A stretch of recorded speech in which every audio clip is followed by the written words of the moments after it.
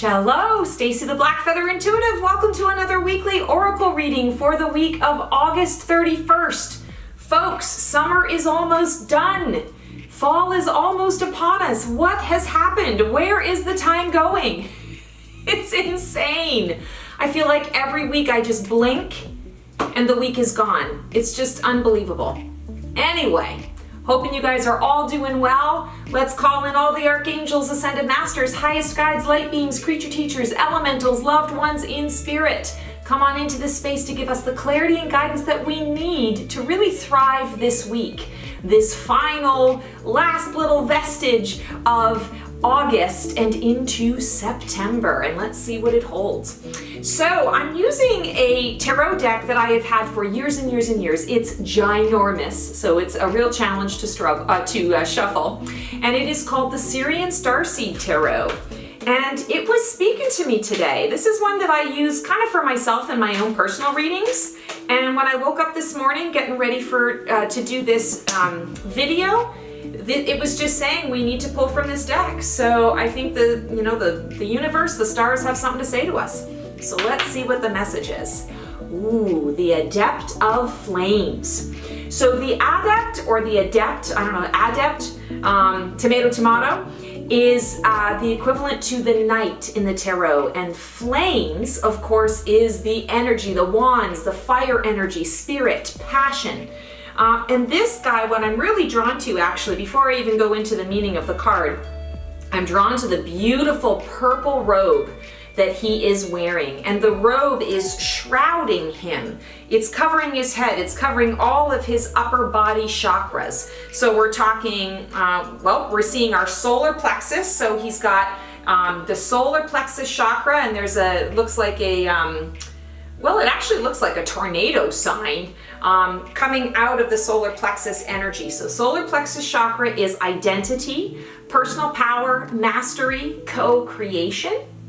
And it's the sort of sitting in this area here. And then the purple is shrouding from the solar plexus all the way up. So we've got the solar plexus, the heart chakra, the high heart and throat chakra, the third eye, and the crown. So the message that is coming through this week for all of us is there is a leveling up, a rising up in our upper chakras. So we're talking about all of the ways that we can remain connected. Lower chakras tend to focus on grounding, balancing, emotion.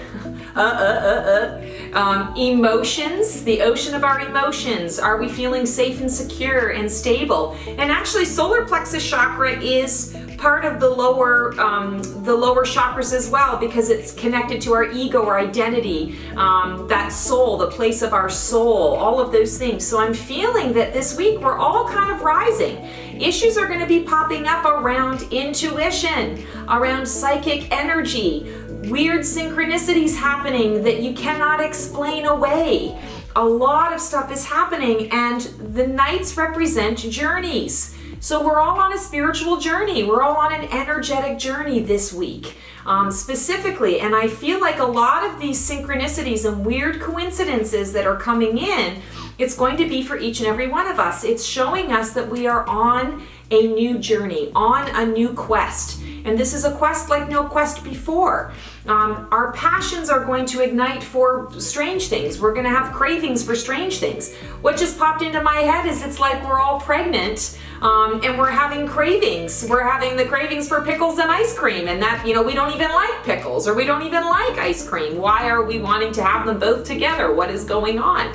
So there's a sense of something new and something that is in the air, that pregnant pause. We're getting ready to give birth to something, but what we're giving birth to is still in a gestation period, and we're on a journey to explore what that is going to ignite in us in terms of our passions.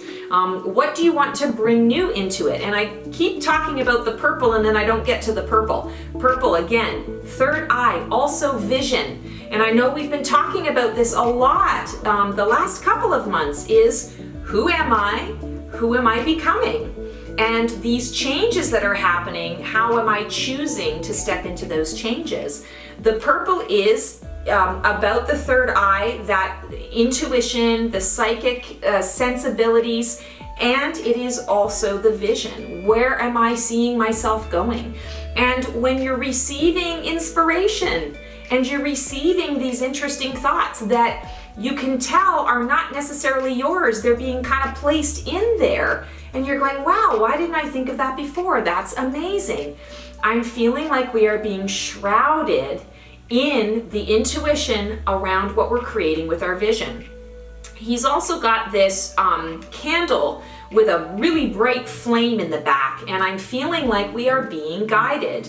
The pathway is being lit if we choose it. The candle is sort of behind him rather than in front of him. He's not carrying it, he's not holding it. So that's implying to me right away, I'm not holding the light out. It's not my light necessarily that is shining forth and leading the way. I have to ask for it. I'm on a journey. I'm on a new path, a new track. I've not been here before.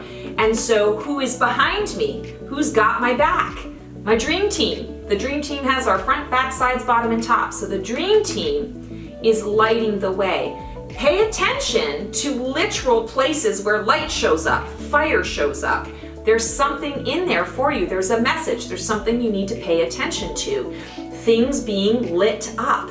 Spotlights being put onto people, places, and things. There's a strong message for all of us that is trying to bring our attention, bring our eyesight, draw our attention to things that are the coincidences, the synchronicities that are in our world. So be prepared for an interesting new journey that is being guided solely by your intuition and your spidey senses. And this is going to affect your identity. This also is going to give you a little more confidence in the path that you're choosing for you. So let's step into that confidence space. This purple also, it's kind of like an indigo, and what I'm hearing actually is Archangel Michael or Archangel Michael. And I'm feeling that he's the archangel of protection. He's the archangel of courage and bravery. And I'm really feeling like he's also coming through here and saying, yes, this is it's uncharted territory. This is a new path that you are walking, but ask for my help, ask for my guidance, and I will infuse you with the bravery and courage that you need to traverse this path. And I'm going to protect you. I and my band of brothers and sisters are going to protect you while you forge this new path. So lots of hoobity-floob, lots of spiritual energy coming through with this card today. And the next card, our Oracle deck, I chose the Energy Oracle deck. And I absolutely love this deck. It's one of the first Oracle decks that I got when I started opening up. Here's our card. When I started opening up to my gifts and really embracing them. And I've never put it away. It's kind of an old favorite, an old trusty. So let's see what the guidance is. Oh, interesting. 6, contract. So I'm loving this. Okay, couple of things that I'm hearing. We all make contracts with one another as we walk through our lives. We come in to our lives with certain contracts with people. We form contracts and sign contracts and build contracts and create contracts with people in our lives as we go along. Some of these contracts that you have built in the past or you have signed in the past no longer work with where you're going. And I'm feeling that there is a burning away or a clearing away of old contract energy this week. We're getting a number 6, harmony, balance, and alignment. In order for you to be able to receive the psychic guidance and the intuition, you have to be open. Your body needs to be open. Your space needs to be open to receiving that. If you've got a bunch of old contracts and dare I say old karma, I see karma a little bit differently than the way karma is sort of, viewed out there. But if you do have old karma, old contracts, now is the time to clear them away and walk away from them. They are in the past. Close that door for good. Clear yourself of that energy and move forward, because contracts can be very unbalanced. Contracts can be very one-sided in a lot of ways. And of course, legally we write a contract to protect both parties, but that isn't always what happens. So I'm feeling that the message around this is because we are traversing anew, and we are doing it from a soul-centered place and intuitions, the psychic guidance, we have to clear out all of that old residual stuff. Old limiting beliefs fit into this contract as well. Beliefs from parents, beliefs from teachers that you were raised with, family members, aunts and uncles. They grew up in a different time than the time that you're growing up in today. Things have changed, things have shifted, and we're in a time right now where things have really shifted again, and we're on the precipice of something new.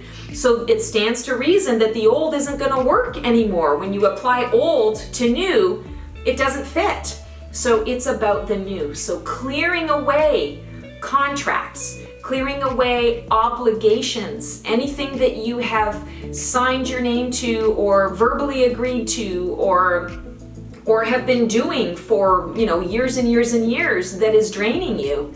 It's time to let it go, and let it go without guilt. Wrap it up, tie up those loose ends in a way that you're comfortable with, and close the door. Because the only way to have balance and harmony as you're moving forward on this new path and to be able to receive the next steps on this new path, you have to clear away the old contractual ick, garbage, negative energy that is in there. Anything that is holding you to one spot. You can't be stuck. We can't move forward if we're rooted in the old. So clear out that contractual energy. Interesting message. All right, pulling a feather. And we've got reason, and it's on a yellow feather, which of course is solar plexus. And I love to call this our Wonder Woman space or our Superman space, whichever you choose to identify with. And the word on it is reason. And I keep hearing it stands to reason. It stands to reason. Not sure why I'm hearing that, but feeling like in terms of contracts and getting rid of old contracts, there's a reason and a season for everyone and everything in your life. Take a look at those contracts. Is there still a reason that it needs to be here? Or has that reason been fulfilled? And now it's time to close the door on that particular chapter.